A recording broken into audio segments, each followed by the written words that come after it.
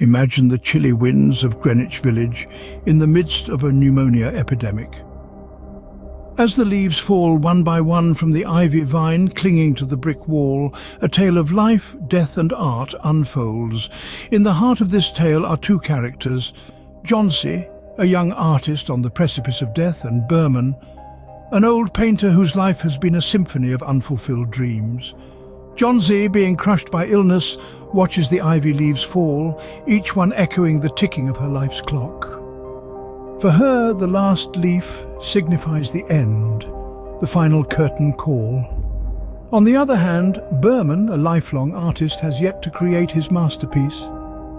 He watches Johnsy with a painter's eye, understanding the significance of the last leaf in a way only an artist can.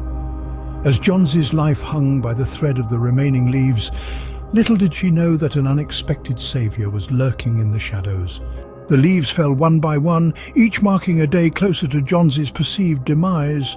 But in the bleakness of the cold, an ember of resolve kindled in the heart of Berman, the old unsuccessful artist.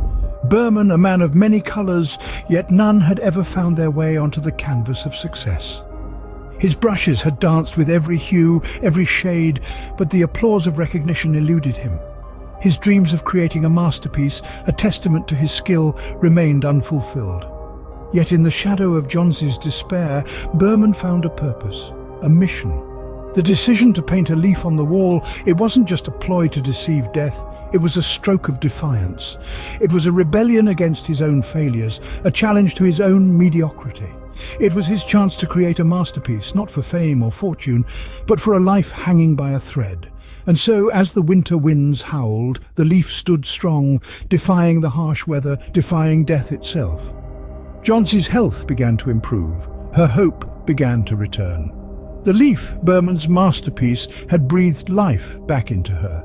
In the face of death, the artist finally created his masterpiece, a single leaf that would defy the harsh winter. As the leaf persisted, so did Johnsy's will to live. As if tethered to the lifespan of the last leaf, Johnsy found a renewed vigour. The leaf, painted on the wall by the old artist, was more than a mere illusion. It was a symbol of resilience, a testament to the indomitable spirit of life.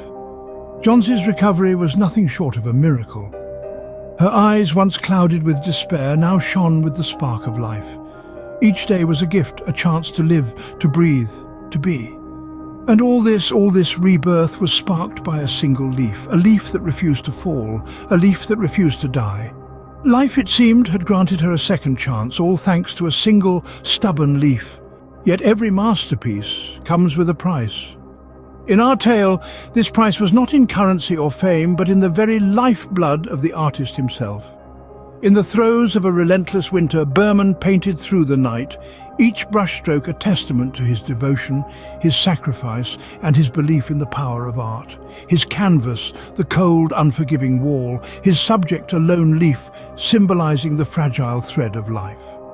But the price of this masterpiece was steep.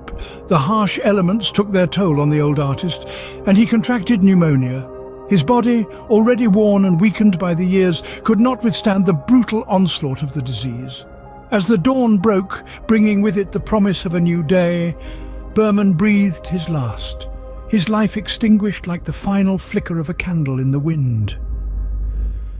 In his quest to save another, the artist paid with his life, leaving behind his greatest and last work of art. But what if there's more to the story than meets the eye? Let's delve deeper into the psyche of our old artist, Berman. Ponder this.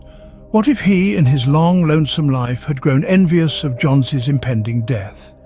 Consider the frailty of life, the inevitability of death, and the relative value of what we deem the best.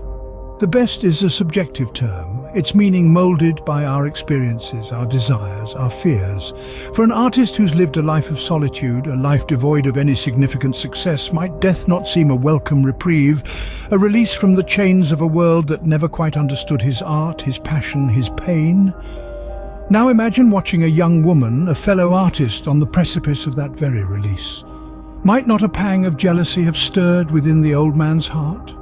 Could he not have begrudged her the peace he himself longed for? And so he decided to give her a gift. the gift of life. A life he himself found wanting, a life he himself was weary of. He painted that last leaf, a beacon of hope for Johnsy, a symbol of her survival. But was this truly an act of selflessness? Or was it a twisted manifestation of his own desire for death? Perhaps he wanted her to experience the same hardships he had, to understand the profound loneliness of an artist's life. Or maybe, in his own perverse way, he wanted to punish her, to sentence her to the very life he found so unbearable. The old artist Berman was too much of a coward to take his own life, to end his own misery. But he was brave enough to give life to another, to condemn her to the same existence he despised so much. In painting that leaf, he not only created his masterpiece, but also passed on his life sentence to a young, innocent soul. Perhaps, in his own twisted way, Berman sentenced Johnsy to a life he himself was too afraid to endure. As we close the tale of the last leaf, we open a door to introspection. This poignant narrative weaves a tapestry of life, death, and the very essence of existence. Our protagonist, the aged artist, trades his life for the preservation of another, a choice that brings forth an unexpected twist. His masterpiece, a leaf painted with an intricate realism, becomes the touchstone of a young woman's will to live.